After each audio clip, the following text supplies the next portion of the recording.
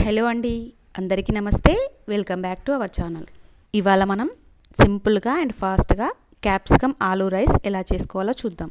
First pan పెట్టేసి ఒక 2 table spoon oil వేసుకోవాలండి. దీంట్లోకి ఆవాలు, జీలకర్ర వేసుకొని వేయించుకోవాలి. కొంచెం కరివేపాకు, ఒక 3-4 పచ్చిమిర్చి, ఒక చిన్న ఉల్లిపాయ వేసుకొని బాగా వేయించుకోవాలి. ఇలా అన్నీ వేగిన తర్వాత ఒక టీ స్పూన్ అల్లం వెల్లుల్లి పేస్ట్, 1/2 టీ స్పూన్ పసుపు వేసుకొని కలుపుకోవాలి. అన్నీ బాగా వేగిన తర్వాత ఒకటి క్యాప్సికమ్, ఒకటి ఆలు బిగ్ సైజ్ తీసుకున్నానండి. ఇలా చిన్నగా కట్ చేసుకొని వేసుకోవాలి. ఈ వెజిటేబుల్స్కి వేసే రైస్కి కూడా సరిపడా సాల్ట్ తీసుకోండి. ఇలా సాల్ట్ వేయడం వల్ల వెజిటేబుల్స్ తొందరగా మగ్గిపోతాయి. తర్వాత మూత పెట్టుకొని కుక్ చేసుకోవాలి.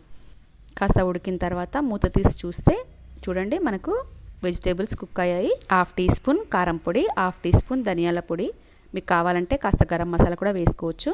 సన్నగా కట్ చేసిన కొత్తిమీర వేసుకొని ఒకసారి కలుపుకొని ఒకసారి మూత పెట్టుకొని ఉడికించినట్టయితే మసాలా బాగా పడుతుంది. తర్వాత ఆల్రెడీ కుక్ చేసి పెట్టుకున్న రైస్ ఉంది కదండి, అది యాడ్ చేసుకోవాలి. ఈ రైస్ నేను చేసిన దానికి 2 బాక్సెస్ ఈజీగా వస్తుందండి. చిన్నపిల్లలు అయితే 3 బాక్సెస్ కూడా పెట్టుకోవచ్చు. లంచ్ బాక్స్లోకి చాలా పర్ఫెక్ట్గా ఉంటుంది.